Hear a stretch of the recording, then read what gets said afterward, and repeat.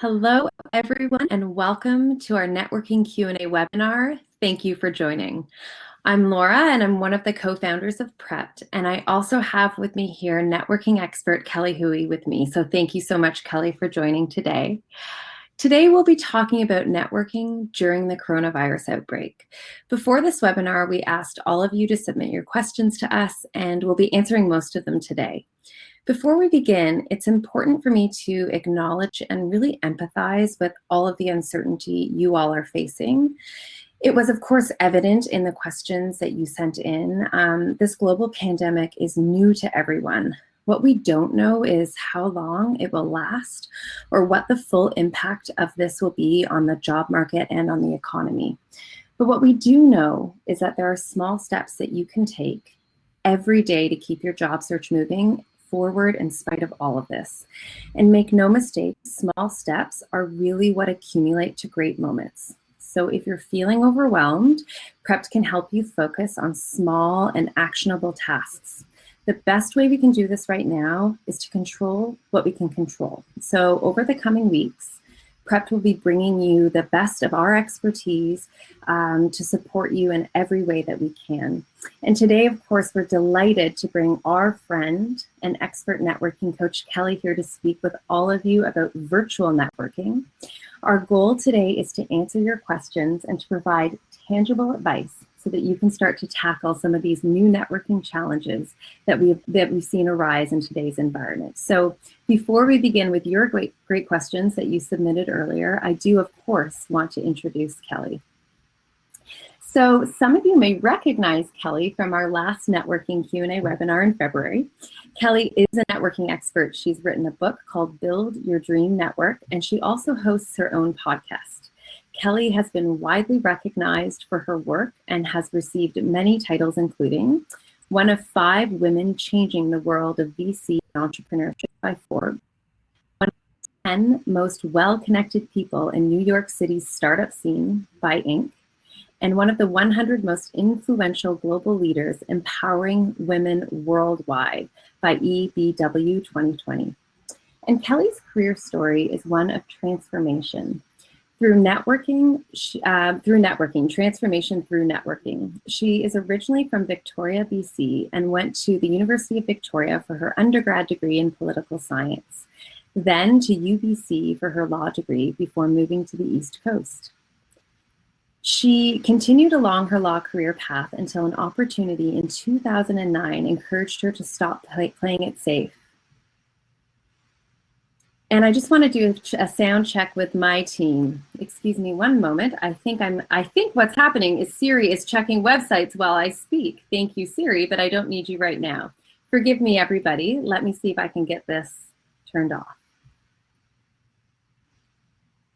I can hear you loud and clear. I'm so glad, and so can Siri. Forgive me, everybody. So I am going to close this, and Kelly continued along her law career path until an opportunity in 2009 encouraged her to stop playing it safe. Working alongside a visionary leader of Global Business Network for Women, co-founding a startup accelerator, angel investing, accepting an interim CMO role with an emerging tech company. These are all part of Kelly's career journey. And so welcome, Kelly. We're so excited to have you here. And now that we know each other a little better and that Siri knows us as well, let's get started. I've never had that one happen to me before in a webinar. So folks, we're learning how to deal with virtual challenges on the fly. Oh. So this is a great question from one of our users. And as you can see, I had coffee chats scheduled, but since the pandemic, everyone has canceled because they're too busy. Am I still expected to continue networking during this time? So Kelly, over to you. Oh yeah, I think one of the reasons I love the Prepped platform and is part of your message really aligns with what I say to people is, the consistent actions regularly, how you show up for your network all the time. That's what builds a network and a community that is going to support your career versus only showing up when you need something. But this question also reveals, the harsh reality that we're in right now. It is a confusing, chaotic time. How each of us deals with this confusing, chaotic time is unique and personal. So someone saying they're too busy may be the reality because they're homeschooling their kids, they're managing a team virtually for the first time, they still have their KPIs, they're overwhelmed. It could also be that they're too busy because this is a stress on someone's mental health and they may be unable to focus on anything else. All I would say to someone is like, be understanding, you know, mark a time. I use the snooze feature in Gmail to kind of push emails out a couple of weeks.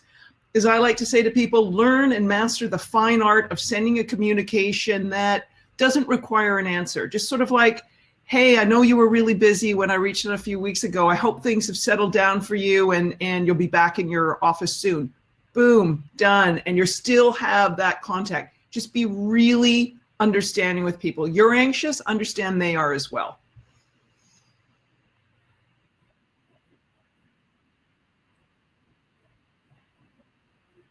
Interesting shifting to this work from home situation.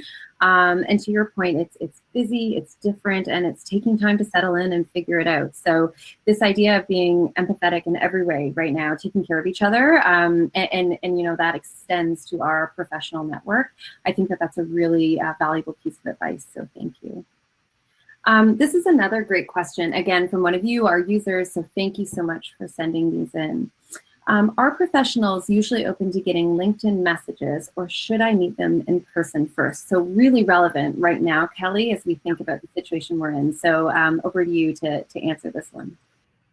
So the short answer to this one is depends, which is kind of an answer that, let's put it bluntly, kind of sucks. But here's the reality. Some people want to meet you first and use LinkedIn only for people they've already met. Other people are much more open to making and meeting people, new people through LinkedIn. So let's say you're using LinkedIn as a platform to meet new people. Do not use the I'd like to connect with you on LinkedIn auto message. Do not use that. Personalize every outreach. If you are reaching out to someone you don't know, please, please, please do your homework first. If you can Google the answer, like, hey, your career looks interesting. If you can Google and find your answer, don't ask them the question. Do your homework, be thorough, and then when you reach out to them, be specific. Why it is you'd like to talk to them, what it is that you've seen in their career, what it is that you're interested in. Maybe you watched their TED Talk and there was a point they made and you haven't been able to find the reference to the white paper, the book, the whatever. Give them something hyper specific because it shows the kind of person you are, i.e. you've been that kind of diligent, curious, interested person. And those are people we want to talk to. I jokingly talk about the time that someone reached out to me and said, I know I can, they said to me, it was actually in a conversation, I know I can read about you online, Kelly, but why don't you tell me about you? And I like 2 seconds away from hanging up. So understand that, and I would say that's regardless of the chaotic time we're in right now, that is just best practice in my mind. That makes a lot of sense. We have a worksheet that I really like inside the prep tool. So for our users today, you can look for this one in the resource section. It talks about the concept of building professional trust, and the sense that you have credibility is really, really important. And what we always talk about is credibility in the context of a career search doesn't necessarily mean you have to know everything and be an expert. You can demonstrate credibility exactly how you suggested, Kelly, by being thoughtful in the questions you're asking. So you can really quickly establish credibility with someone by being thorough and thoughtful in how you've prepared for that interaction, whether that's face-to-face, not a possibility right now, or through LinkedIn, even through that short introduction, as you mentioned. So really felt valuable advice. Thank you. So I think this is a really great question. The writing etiquette, you covered a bit of this for when I reach out to someone over LinkedIn or email. Well, let me give you an example. And this was a senior executive at Pfizer at an event I had done last year who talked about a college student who reached out to him regarding possible internships. And this young woman, and this guy was, way up there on the corporate ladder. She went right for the top. And what she did was when she reached out, it was clear that she understood Pfizer. She understood the drug research they were doing. She understood the clinical trials that they were doing within a particular area related to cancer. That type of cancer runs in her family. It's why she was now going to school and studying, whatever it was in the medical field. And so she reached out to this person that she didn't know, who was high on the corporate ladder, and said, here's just aligning everything.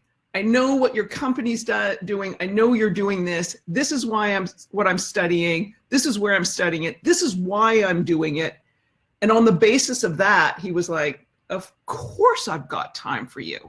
Or of course I am interested in talking to you, because that kind of alignment of information and interests, that's the kind of person you want to hire. So the writing etiquette for reaching out, again, go back to do your homework, do your homework, do your homework.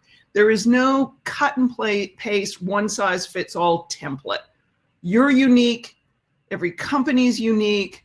Use the tools you have, which, God bless for the internet, beats when I was graduating in the 80s, in terms of being able to gather this information and show where your interests, your skills fit with the company's needs, desires, opportunities.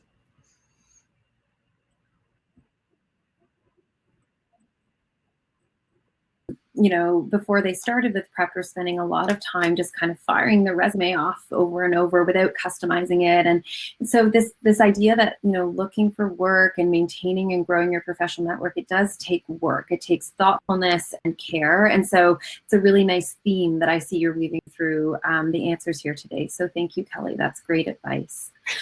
I'm a broken record on this. It's, thank goodness you are. I call it drip irrigation. You just, you say the idea again and again and again until it starts to sink in. And I think it's valuable advice that, I often have to encourage myself to remember as well, that it's important to take that time and consideration, especially right now when connecting with people, to really think about, to your point earlier, the situation that they're in. And create a lot of empathy for that. This is a really interesting question from one of our great users again. I'm in the process of changing careers, and I'm looking for a way to introduce myself into a new industry. How can I go about doing this virtually? So a really interesting challenge and opportunity. Yeah, this is where, in some ways, the advice I would give would be the same advice if we weren't self-isolating. Where is the industry? Where are they gathering? Are they having meetups? Is there an industry organization or association you can join? Earlier today, I was on a board call for an organization I belong to, the Women's Media Group. They had put out a call through their membership for volunteers to help the various committees. So even though, and it's a very much an in-person networking group, and now everything is being moved online, find who are the people in this new industry? Where are they aggregating? How are they doing that? Is there a way you can help? You can help by showing up. You can help by amplifying their message and being an active member. Network your way in that way, because it's no different than how we meet here. Do people show up? Do they help? Do they contribute? Are they active members? Are they willing to maybe you joining an industry and more about running a virtual online program, and you can say, listen, I'm happy to be your back end to do that while you guys do this programming. So find those organizations and start being a member of it now. And I would say that to you, even if you're thinking, oh, I got to finish a certification, I don't have all the skills yet. Start networking your way in before you get there, so that people know you and want to help you as you make the transition as well.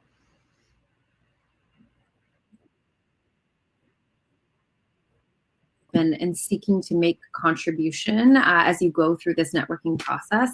That's really important. It's what builds your credibility, helps people see that you're not just in this for you. I think that's really a valuable perspective. So that's really helpful for our users. It's sort of one of those things, like sometimes the best networking is to keep your hands busy. You know, so how can you volunteer? How can you do those sorts of things? And it's all fine and dandy in a resume or a cover letter to say you're a team player and you're a collaborator and blah, blah, you know, fill in all the blanks. Why don't you show people that you are? Show them by volunteering, show them by showing up, show them by sharing the information, show them by, you know, pointing them in directions of other information or people that could be helpful to that industry or association. That screams louder than anything you put on your resume or cover letter. Yeah, yeah, it's very true. It's so true. So this is a very interesting one. I think it speaks very clearly to the time we find ourselves in. When I offer the option to video conference, people ask for a phone call instead. Is this normal? And how can I make a lasting impression with just a phone call? So we're all ears on this one. Okay, so I had a call last night with a senior executive who's a dear friend who's at one of the major banks here in the US. She is sitting in a hard chair on Zoom, like video conference calls all day with work. Like, she's just like, I wish someone would stop. She would like to get up and walk around. And I'm giving you that insight because guess what? Put yourself in the shoes of the other person. Maybe their house is a mess. Maybe they've got kids and dogs and Laura, you're going to have to fess up. Maybe they are so frazzled they don't want to have to do hair and makeup, or maybe they've just been sitting in a hard chair with their computer nestled because they haven't had a home office till now. So in the case with my friend, she's like, I'm partially moved into an apartment. My computer is sitting on a shipping box, you know, and I got to pretend. She said, at the end of the day, she said, I am stiff and sore because I'm sitting in front of a video camera all day. So think about that. In terms of making a lasting impression, this is where, like, have a purpose for your call, be timely, and, you know, start it timely, end it timely, you know, ask the question that you want. This is sort of like that direct question. If you can find the other answers to things you'd want to know from this particular person, if you could find it on Google, find it that way. Make the most of the time that you have with them. Don't be afraid to start off with a little, hey, thank you so much. I know with everything going on in your company, for you to make this phone call time with me, I truly appreciate it. The lasting impression with just a phone call, don't think of that as the be all and end all. That's the start of a relationship. Follow up with the person afterwards. Thank them for taking the time in their busy schedule at this hectic time to make time for you. Thank them for the advice. You know, if there's something else they mention on the call that you put to use, you know, a week or two later, email them back that week or two later and let them know what you did with that information. If they've pointed you in the direction of opportunities, just keep them in mind and sort of as you touch base. If they introduce you to somebody else because you've talked to them, you know, let them know what happens with that introduction. If someone else offers to do this call, like take the call, and someone else referred you to, you get my point. Keep people in the loop, just let them know what goes on. That's how you make a lasting impression. The 15 or 20-minute phone call, who knows? You may make a bigger impression with how you treat them afterwards. Yeah, you know, that's a really nice thread I'm seeing that pulls through here too, is this idea of, you know, the follow-up, and to your point, the art of writing something that maybe doesn't require a response. Hey, thanks for meeting with me last week, Kelly. I wanted to let you know your advice on X was really valuable. And actually, I was meeting with my friend Sally. I was able to pass it forward to her as well, and we've both found it really useful. Hope you're staying well. You know, that kind of circling back and making someone feel appreciated is really, really useful. So thanks. That's wonderful advice and worth remembering for all of us. So this is a really compelling question. I was laid off recently and wasn't given much time before my email access was revoked. So the question is, how can I keep a good relationship and reputation with external partners? And I feel a little embarrassed that I was laid off. So a really important question, Kelly. So thank you for being here to answer it today. Yeah, first of all, you shouldn't be embarrassed. That's, there may have been a day and a time and an era when we were embarrassed by those things, just as we were embarrassed to say we worked from home. Yes, that's how old I am. I think when I graduated, if we'd said we work from home, people would think you didn't have a real job. But anyway, this is where I would say to you, spruce up your LinkedIn profile. It's like the #1 kind of networking site for professionals, right? That's where recruiters find you. That's where I use it as my Rolodex or contacts, like to keep, like that's where I keep it all, or primarily there. So make sure your LinkedIn profile is up to date and has a professional looking headshot, and you've got all your detail there. And then start going through and finding the people that you used to have relationships with. If you're not already connected with them there, connect with them. Reach out to them on email as well, and just be able to say, hey, I have moved on from XYZ company. Here's my new contact information, and I'm really looking forward to staying in touch with you. I would, that's kind of like the gist of the message. I would personalize each message. I wouldn't send a mass one. You could point to a specific time that you worked together with someone. It's all up to you in terms of how you reach out, and it's entirely possible to maintain a good relationship with just a light touch and connecting with them on email and LinkedIn. I think that's really valuable advice to make sure you're connecting right away with folks on LinkedIn, maintaining that relationship, providing them with an update. And again, this idea that you can, continue to nudge that relationship forward with those personal touches, those personal messages, making that note feel more relevant. That's really helpful. Yeah, and I just add, and why I say, don't be embarrassed as these things happen. And I remember when I was doing a swing of my book tour that was through Halifax about 2 years ago, and someone came up to me at the end of the talk, and he started to tell me his story, and he had been laid off. And this was someone in his 40s. And he had, the company was just, they were downsizing. And it was interesting. He said, Kelly, I want to share this story with you. They gave him time to clear out his office, but it was sort of like you had the day and then off he had to go. And he walked over to his desk, and he had an old school Rolodex. So for those who don't know it, it used to be this thing that you put business cards in and you could flip through it. Anyway, go Google Rolodex if you don't know what it is. He went over to his desk, he grabbed his Rolodex, and he looked at the guy who had fired him, and he said, I'm good. And he walked out.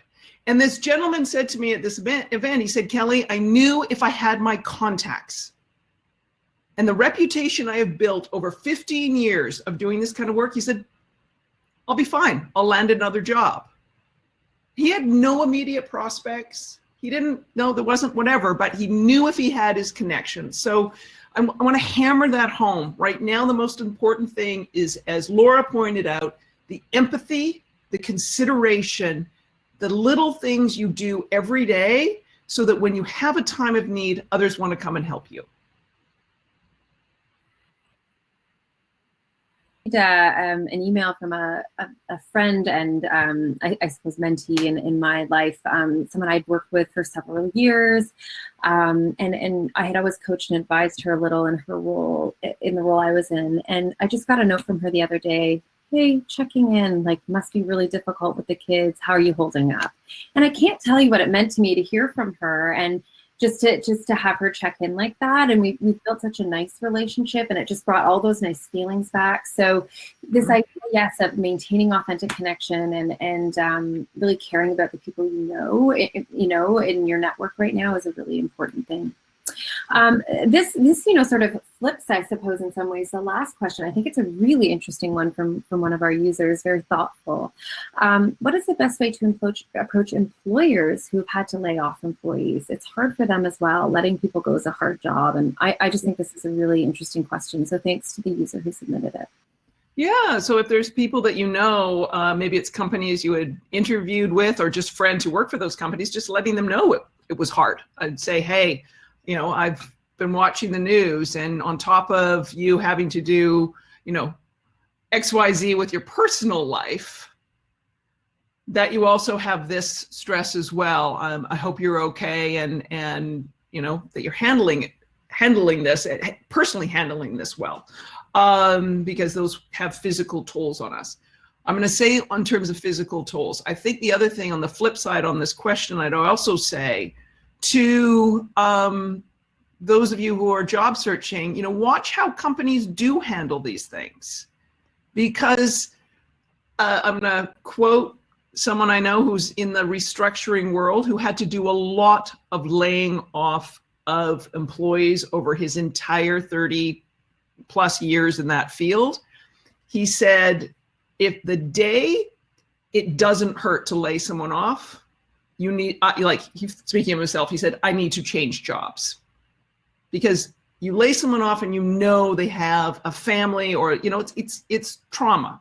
So you're seeking a job, watch how companies are handling this, because it says something about them and their culture.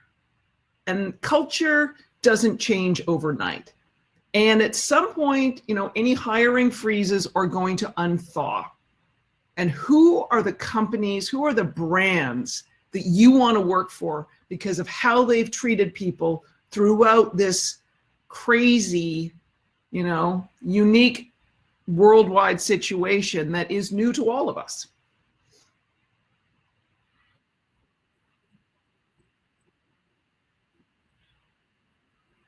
The most, you know, and so what an interesting way to reflect on this is you evaluate not just how to continue to grow your professional network, but how to reflect on the organizations that you admire most and why, and leaders as well in your career and in your network. Love this question. This is something we focus on a lot in Prepped. Prepped, as I think most of our users know, and I know you know, Kelly, is based on some really, really in-depth research that was done. And one of the things we know is that people can build their confidence through strategies like practice, for example. So building your confidence actually increases the likelihood of you finding a job relative to people who don't take on these strategies. So I think this is a really important question. And just based on all your experience and what you've seen, you know, how can people work on building their confidence before they put themselves out there through networking and in other ways? Yeah. Well, this is like the benefit of being able to gather information and watch and learn because of the internet, because also to the volume of information, like, you know, people are laying it out bare there right now, so to speak. So you can gain a lot of confidence on who is the person you're going to be talking to, because maybe they're doing interviews like this. You can sort of see how they're interacting. You can gain confidence by talking to other people in your network. If they know the person, say you're going to go and have a video interview with someone, if someone else in your network knows that person, you can gain confidence by talking to that other person first. You know, say it was with you, Laura. Tell me about Laura. All right. What should I know? What's a good way for me to? You can get that information. That would gain your confidence, so you're not left kind of surprised by the situation. You know, give you an example from years ago in my own life, when I was making a career change. There was one person that everyone, I was changing industries. I know we had that question earlier where someone said, should we be networking in? I had to network into a new industry to get a job in that industry. And there was one person that they said, you've got to talk to her. Have to talk to her. And they gave me the background of sort of this person being influential, but prickly and frosty. She didn't want to meet in person. The phone call, I would have been lucky if it lasted 15 minutes. I was so grateful I had all that background information, because when I got off this call with this influential person, I didn't take it personally. I knew it was her and her personality, not me. So that's things to gain your confidence. Ask your friends to review your resume. Ask your friends to look over your LinkedIn profile. If you're doing an informational interview, ask them, if they'll ask you some question, how it looks. You gain confidence by doing things like practicing a video, like pull up FaceTime on your computer and pull up the video. What does it look like? Are you positioned? If everyone could see what I'm looking at right now, I have a table lamp behind my computer so that there's good lighting. There's some bed pillows to buffer the sound, and there's this little smiley face so that I remember to look up at the camera. Okay, just doing that could help you gain your confidence before jumping on a video conference or some other platform to get out there. Usually faces it. I had to turn my around to limit the background. So I too prepared a little today with your great advice. And folks, if you could have seen Kelly and I meeting yesterday, we were a little more casual.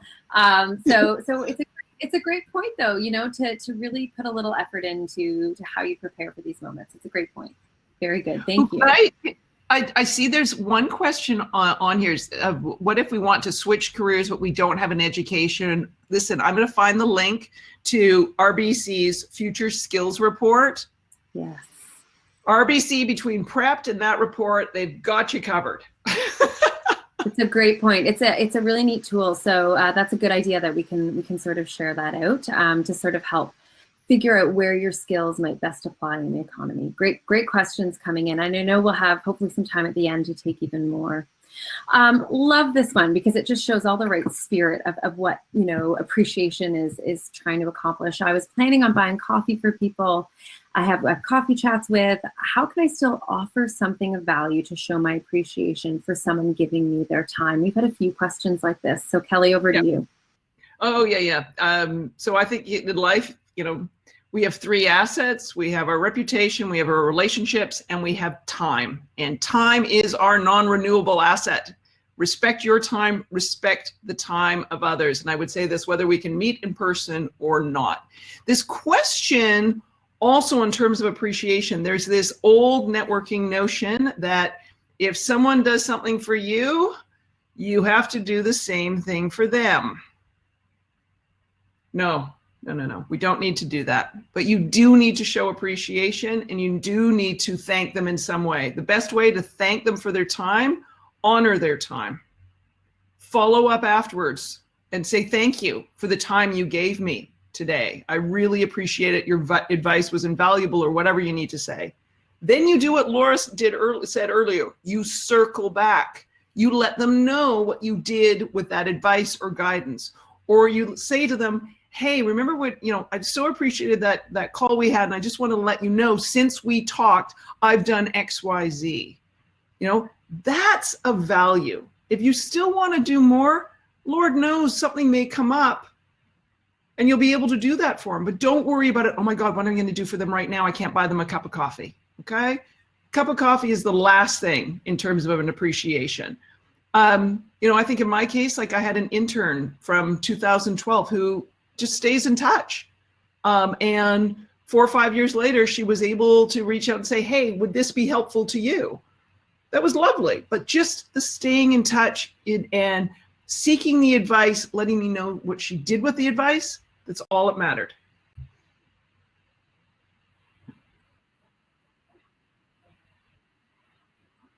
Game, right? Like it really is. Networking is something you grow and build over the course of your career. It doesn't all have to be now. And I think that's really, really important for our users to understand.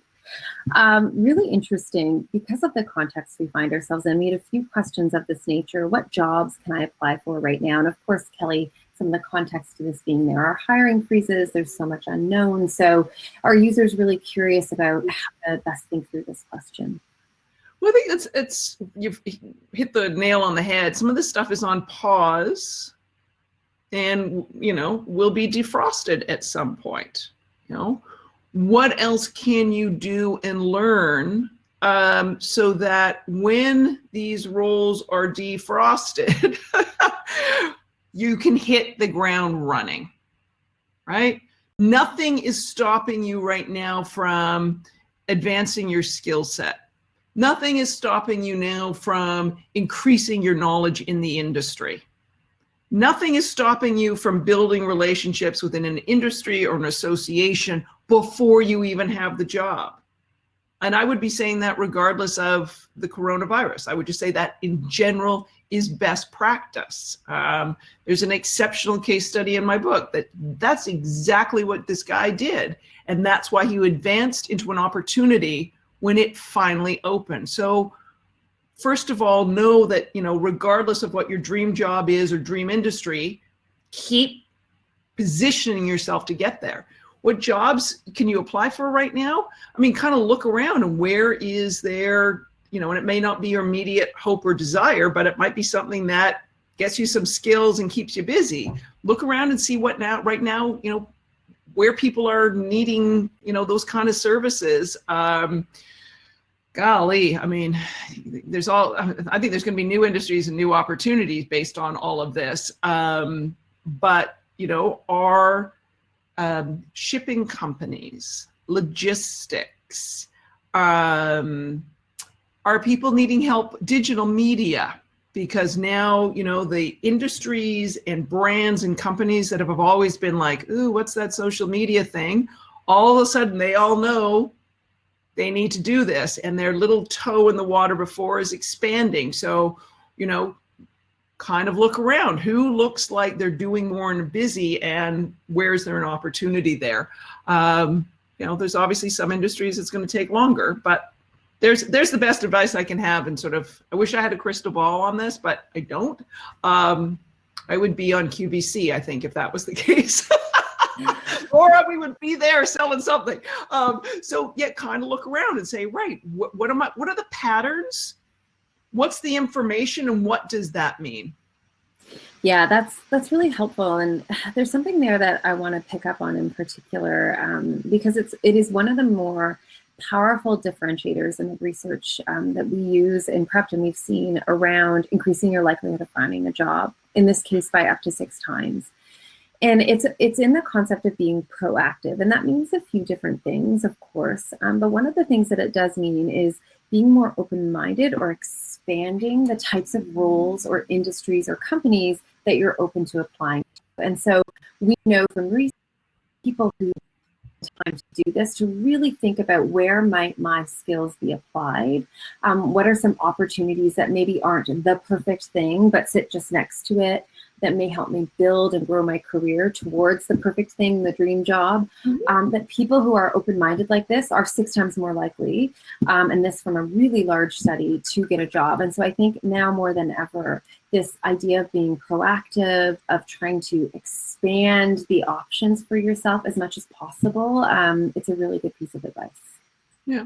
Well, I said one of the things that we talked about when we were preparing for this webinar was information I had from friends in Australia, where the hospitals there have been hiring front-facing customer service professionals from other industries to help so that those who are trained as nurses can get off the phone and off the admin, off that front line of directing people, and off to helping patients. So they can take people from the retail sector or the travel sector and get them to do those roles. They also thought, well, we need people to be nurses, orderlies. What is the skill set for that? Well, maybe you should be strong. Where are strong people? Maybe they're fitness instructors. So they're actually seeking out those people to say, come and help us out at this time of need and get employed because your industries are slowed down. So look at it that way, like dissect your resume as skills as opposed to, and that's where that RBC Future Skills Report is so handy, versus, oh my God, I'm like my past life, I'm just a lawyer. We talk a lot about in the tool as well, that you have, strengths and skills you may not fully realize when you start to look not only at your professional career, but also your academic experience, your community experience, even your personal life. And so lots of different ways that you can sort of articulate those strengths and align them to other or different roles or industries, if that's something you feel is important right now as you go through your job search.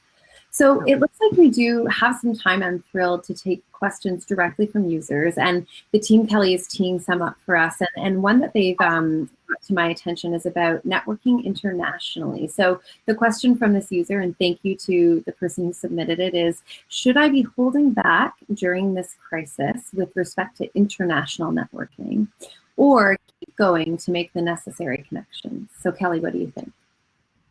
I mean, this is a great time to, I mean, I don't know what country you're thinking of. You know, this is where, you know, do the research, narrow down who you want to talk to, where you want to talk to. Think about the timeline for that country, let alone the industries and everything else. But also, too, this might be a situation, depending on what you're seeking to do, that you want to know when they're going to be coming out of a lockdown, because what you have to offer is exactly what they need. So each situation is going to be unique, but I wouldn't say I'm going to sit back and, you know, wait until, you know, Italy, Spain decides they're open for business again. You know, depending on what you want to do, that may not be a smart move. So start doing your homework and understanding what is going on in that particular locale with the industries in that location, and start kind of being very strategic and intentional, right? All right, who do I know? Who do I want to reach out to? Set some Google alerts on the companies or organizations, association, whatever it is. Maybe that's a not-for-profit kind of sector you're looking for. Like, who are those major players? Like, start watching their communication, so you can start to feel out in your own, like, use those critical thinking skills, feel out when's the right time to reach out. Today, Kelly, is, you know, keep going. And this point we raised right at the beginning, small steps every day, small concrete actions. Today, maybe all you have time for or energy for is a little bit of research. Tomorrow, maybe it's finding something to connect with and bringing that research to bear. So this idea that you can keep nudging things forward, you know, we appreciate how unpredictable everything is. To your point, we don't have that crystal ball, but we can continue to make strides in the direction we want to go. And those small steps really do accumulate into great things. So really good advice. Yet again, thank you. A few more questions coming in. How would an individual go about cold calling or cold emailing in this time? And sort of related, if you can speak to it, any tips on rekindling connections with someone you've lost contact with but like to get back in touch? So cold calling and rekindling. So the cold calling, that's where, like, do your research. Like, just seriously, like if you can find the answer somewhere else, don't email the person, cold email the person and ask them the question that's on their website or in their TED Talk or wherever it may be.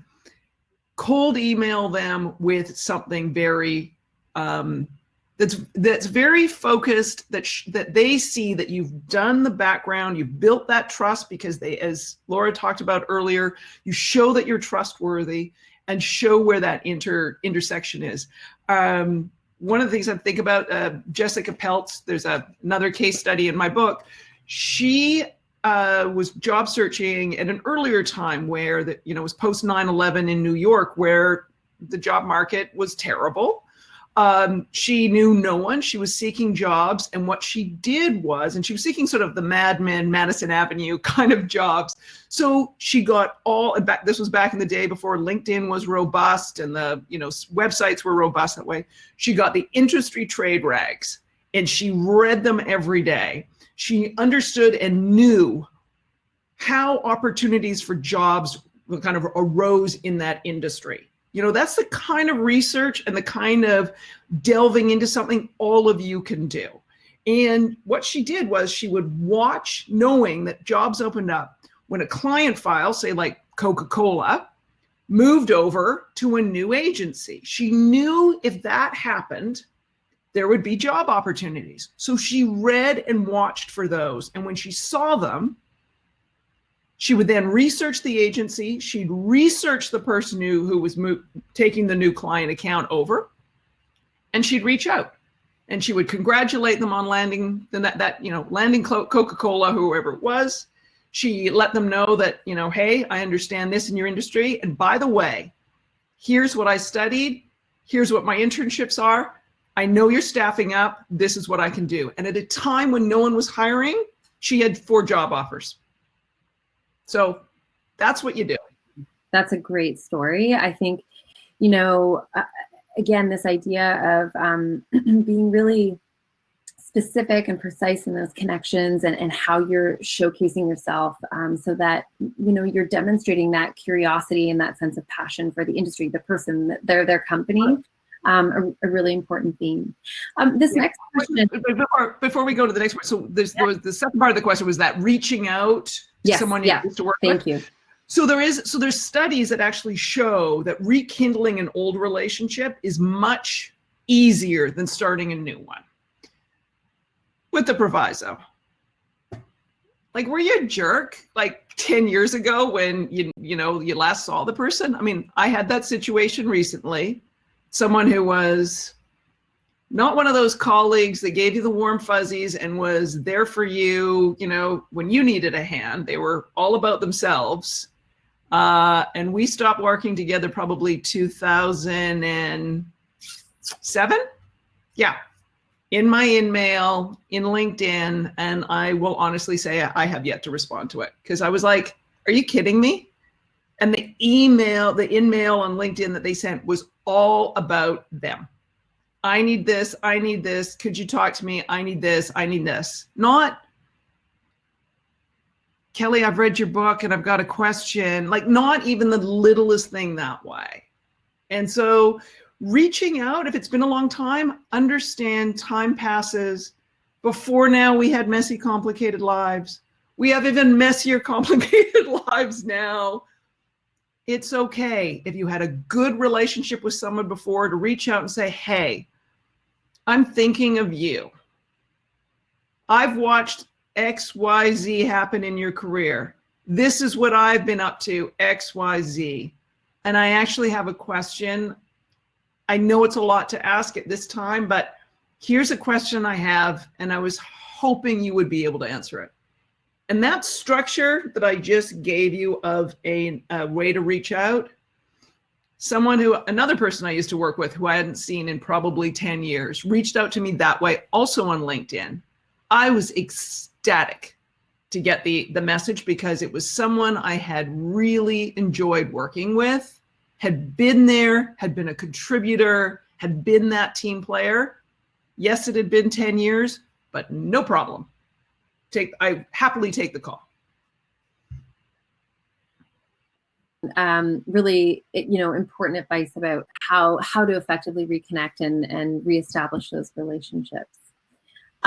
This next question, a little broader and not necessarily just about networking, Kelly, but really about how to handle the uncertainty related to job prospects right now and how to retain confidence levels and keep self-motivated. So I'm sure you have some thoughts or perspectives here, based on all your expertise, your experience, and I may chime in as well from a prep perspective. Oh, yeah, do chime in. Listen, this is the benefit of gray hair and experience. We've been there. We've done this. I follow and eat my own advice daily. I went about making a career change from practicing law over to the management side of professional services. Decided I wanted to do that back in 2002, and job market really was poor for those opportunities at that time. Little things every day. Focus on what you can control. You can control your ability to learn new skills. I went and got a certificate in human resource management as a way of, getting over that hurdle of someone saying I didn't have the skills for that new role. I took meetings at and when people could meet with me in the industry because I knew the industry network was important. And I found ways to stay in touch with them send them information. I would send them articles. Don't assume that, if you're reading the things for, whatever career you want, don't assume the people that you meet have the time to read those right now. Hey, saw this in the Globe and Mail, really relevant. You may have seen it as well. They may not have seen it because they're too busy dealing with everything else. So send that along. Keep reading the materials. It might be books, it might be professional white papers, studies, who knows? Keep doing that and controlling that and doing that kind of thing every day. The other thing that I did, and this may seem counterintuitive, I set up a little networking group of other people who were looking to get the same kind of roles at firms like I was. And it may seem strange to have a little networking group of other people who might be competitors for the same role, but we could share information. We could share what we were learning. We all understood that, hiring is a personal thing.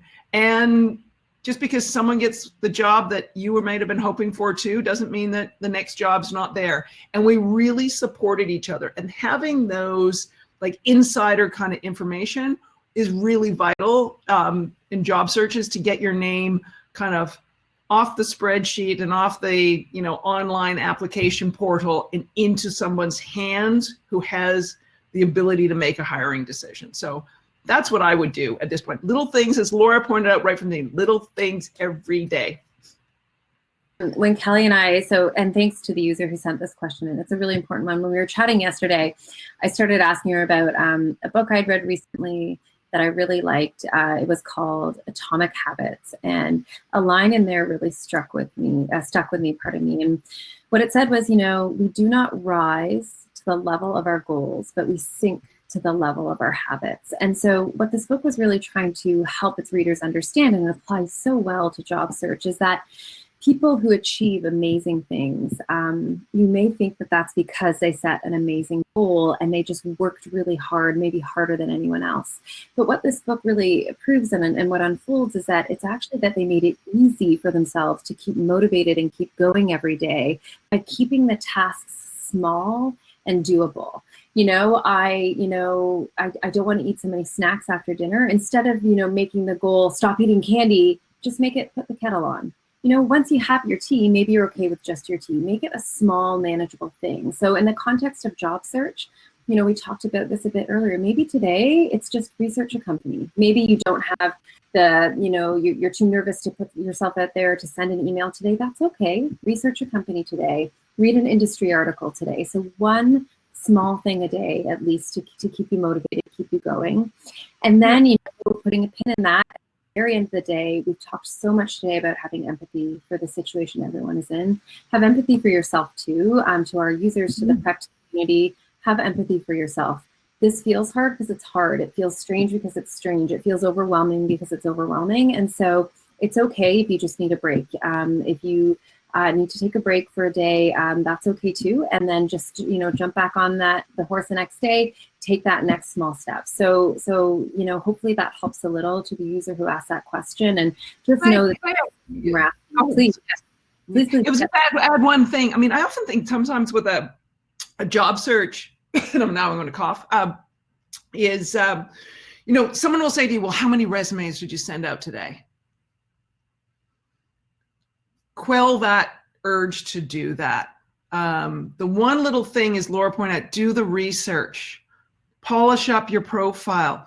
One well-researched resume and submission is much better and worth far more weight than being able to say, I sent out 500 resumes today. So thoughtful, deliberate, take those kind of actions and be so intentional. So thanks, Laura. And I think we'll have time for one more question. And I think this one's really interesting. It starts with a question about a resume, but dovetails into something that I think is a great topic when it comes to networking.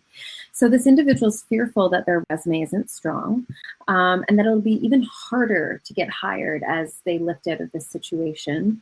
should they consider volunteering in specific industries as well? So Kelly, maybe you can talk a bit about, this question directly, but the connections you've seen in your expertise between volunteering and networking. Yeah, volunteering could be, community service, not for profit. It could have been this for everybody out there. You may not have on your resume the, activities you did at university. Was there student activities you were responsible for organizing? Someone may question whether or not you have management skills, but if you led a team of 200 volunteers and reached a fundraising goal for an organization, that's management skills, that's team building skills, that's financial skills, that's goal setting skills. Absolutely do those things, but pick your volunteering and volunteering, whether it's community service or say maybe with an association, pick it intentionally to build skills. Find the places where you can really give yourself an opportunity to shine and show what you've got, as opposed to we just need some bodies to, help out with stuff. Like, you could do that, and that's great. I do volunteering in that regard with New York Cares here in New York City, but intentionally pick those out. And if you haven't been highlighting it, maybe there was a class where, you had to do a team project. That may not be paid work. You may think that's part of my studies, but it also may reveal the skill set for the jobs that you want.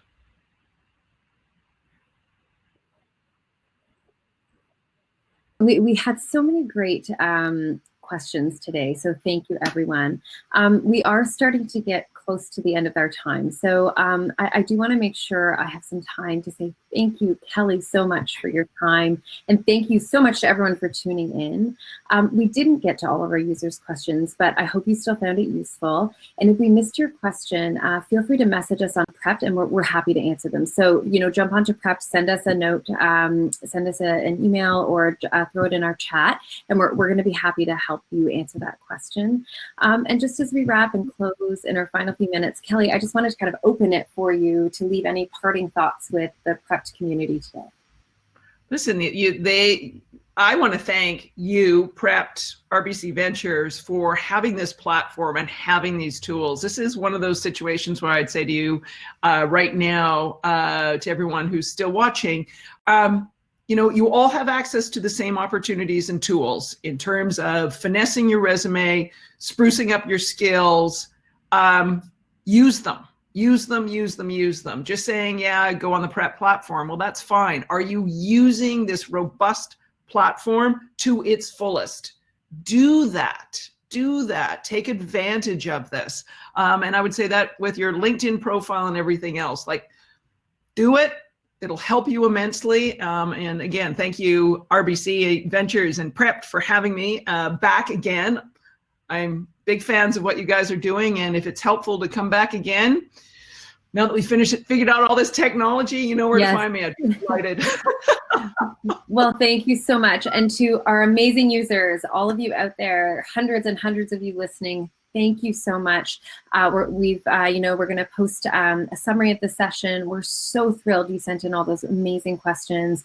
We're here with you. We're open. We're keeping Prepped there for you, and just wish you all the very best. And take care of yourself. Take care of your loved ones and your community. And please, please let them take care of you during this time. Thank you so much, everyone. Kelly, thank you so much again. What a delight to have you. Thank you. So take good care. Thank you.